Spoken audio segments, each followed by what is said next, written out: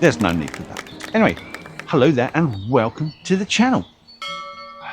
And in this video, I want to talk to you about those gardening mistakes that you wish to avoid when it comes to doing any of your gardening in November. If you get these things wrong, it will impact on your spring display. So let's not wait around. Let's get straight into it. What is gardening mistake for November? Number 1.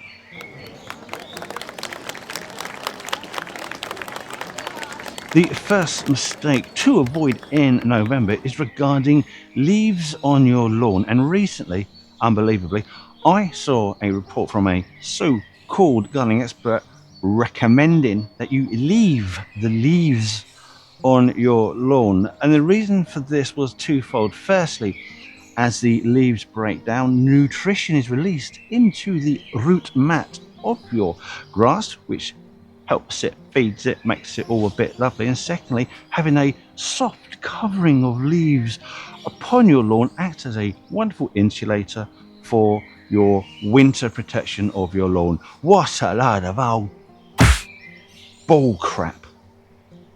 This whole article was clearly written by AI, unless of course Lord Byron is still about giving gardening advice, which it wasn't. So no, you don't leave the leaves on your lawn, because the grass will die and there'll be horrible brown and muddy patches come the spring. Get the leaves off your lawn.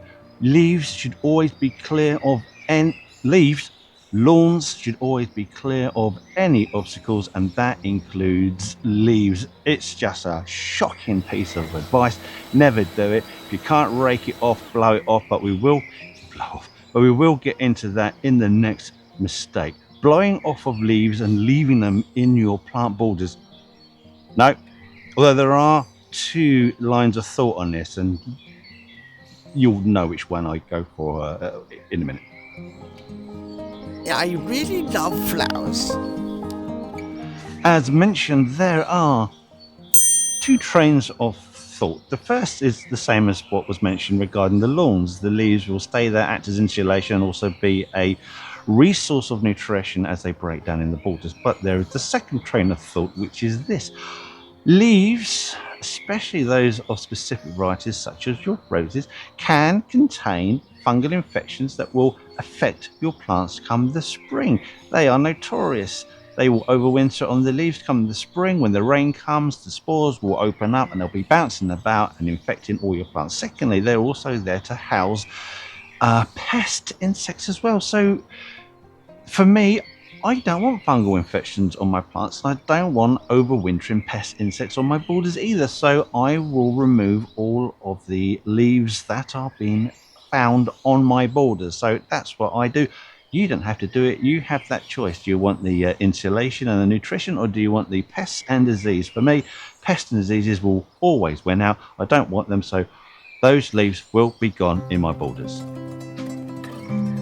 And just to add to that, don't start putting infected leaves like from your hypericum, again, like your roses, or botrytis infected leaves like off of your honeysuckle. Don't put that in your compost area, because all you'll do is you'll put that compost back out later on, and you'll be putting the fungal spores back out later on.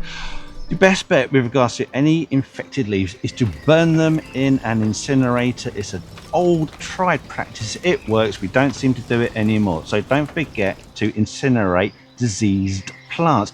And while I'm on the subject of roses, if you've got sickly looking roses that every year look shocking because they're constantly attacked by rust, by black spot, by mildew, then maybe the time now is to dig them up, throw them in the bin. Not the compost. And like I say, you can always incinerate them. Don't tolerate poor looking plants that aren't giving you the effect that you should be getting in the garden. If they're not performing, then I'm afraid you're gonna have to be brave, kick them out, burn them, or throw them away. Don't compost diseased plants. It's another mistake. Ugh. Oh, hold on a minute.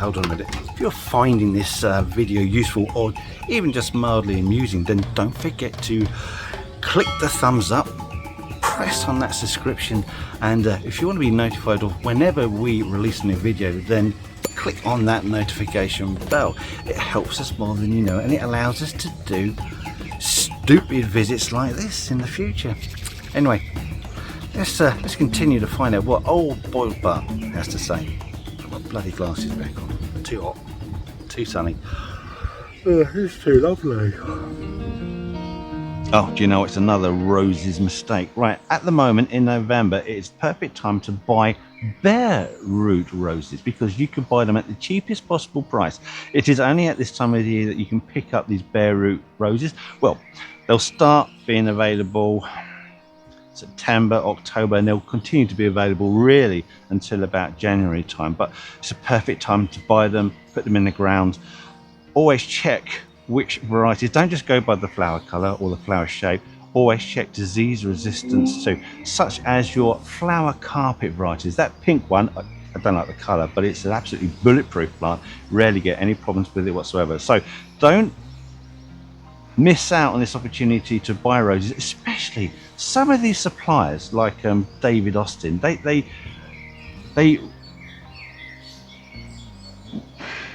They have a pricing policy which means that only they can set the prices. They won't sell you their roses if you start messing about with the retail price of these, and this is why they are so expensive. It's almost like a monopoly, but not quite. But price fixing, definitely. So there you go.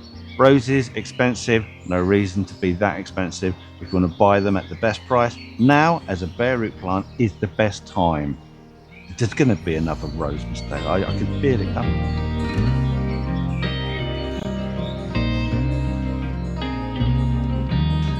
Yes, another rose issue, and it's specifically with climbing roses, not your rambling roses. Now, your rambling roses flower on the previous season's wood. Do not cut these at this time of year, but you can cut your climbing roses. The RHS recommends that you cut them back to produce the framework for next season, and it's on that framework that the new growth will emerge, and it's on that new growth your plants will flower.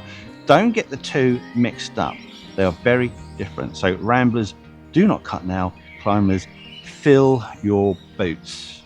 If you're not English, that means do it as much as you like. That's an important one.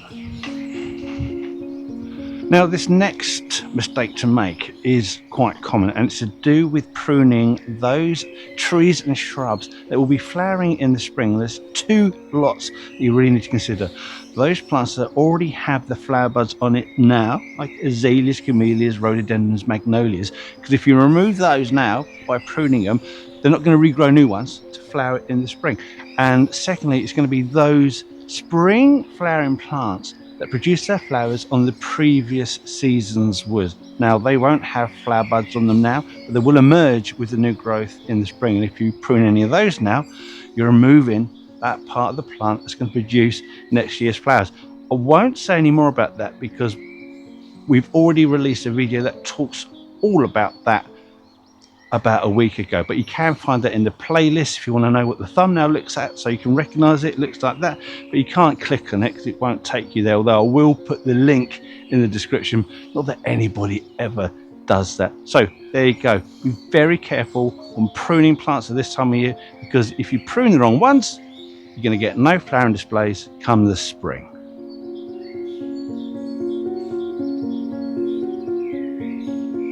So, as I said before, it's November or fall if you're American, and that means all the leaves are dropping off your plants. And the same is going to be for many of your fruit trees if they haven't already dropped them already. Check out my apple tree. It's a Bramley if you're interested. So there you go. Loads of leaves on the floor, not so much in the tree. And one cold snap means that most of this will come off. And that's important, because November is the time that you apply your winter tar washes to the bark and trunks and stems of your fruit trees. We do this now in November, but wait until all the foliage have dropped off. So that will be perfectly fine further north, but you may need to delay that if you're growing your fruit trees in the south of England. So November is the time, winter tar wash, mix it up, spray it on with a fine spray, get it in all over the bark, within the nooks and crannies. Just get it everywhere, because then it will kill off all those overwintering pests and pest eggs, so that come the spring when the fresh new growth comes up, it's not going to be immediately ripped apart and ruined by your waking up overwintering pests. It's an important time sensitive job. So stems, bark, trunk, spray it. And before the rain gets too strong and damages my camera and other recording equipment, quick reminder of slugs. Now, we have had a drought here in the south of England, so we haven't had a lot of slug activity during the year, but now that the damper weather has come, temperatures have cooled off, all the adults will be emerging again, starting to eat your leaves as they are around here, and they will be producing more slug eggs ready for the spring. Again, all that new growth will come out, the slugs will be on it, eating it like demons. So put in slug management now. Now, that could be you going out at night with a torch, picking them up and disposing them of as you will. You could be putting down your beer traps, you could be putting down your slug nematodes, because it's a great time of year to do that now, because the soil is permanently moist, which is essential for these slug nematodes to do their best at ridding you of this absolute menace. Although, saying that, according to the RHS, slugs are no longer considered to be a garden pest. But honestly, who are you flipping trying to kid? Slugs are evil.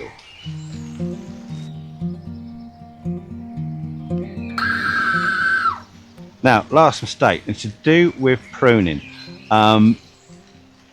Although plants are going into dormancy, many of your fruit trees you will not be pruning right now. You wouldn't be pruning your apples and pears just yet because of the risk of fire blight on these. You'd wait until the end of the winter, early spring. You would not be pruning any of your stone fruit trees. So that's all your trees within the Prunus genus, and these will include, I keep saying this in other videos, plums, apricots, nectarines, gauges, cherries. You can't cut these now, and you can't cut these when you would cut your apples and pears in the deepest, darkest, coldest part of the winter. All of those stone fruit trees, they are pruned at the height of the summer on the hottest, driest day. So you can't treat these two groups of plants the same. And I'm going to leave it there. I'm going to leave it there. Of course, there are other mistakes that can be avoided in November, and if you've got any great tips, then please put that into the comments section. We would love to hear from you. Don't forget to click that like button, because that really supports that channel. If you haven't subscribed, consider subscribing. It's absolutely free. And if you want to be notified whenever we release a new video, click on the notification bell. Thank you for watching. I'm going to make a cup of tea and I'm going to get out of this frame before I kill off all my recording equipment. Right, now, just before you go, if you want to see more content, more behind the scenes stuff, and images that I've taken of some weird freaky plants over the years, then you're in luck, because we've created an Instagram page. So you can find the link in our description, you can find the link on our main page, and if I'm clever enough I might be able to get a link somewhere up there. Anyway, thank you for watching, and if you want to see more YouTube stuff, then check out this video here. That's quite a good one. And if it doesn't float your boat, then another one right there. And enjoy these while I've still got the strength, imagination and aptitude to make them. Thank you for watching. Goodbye.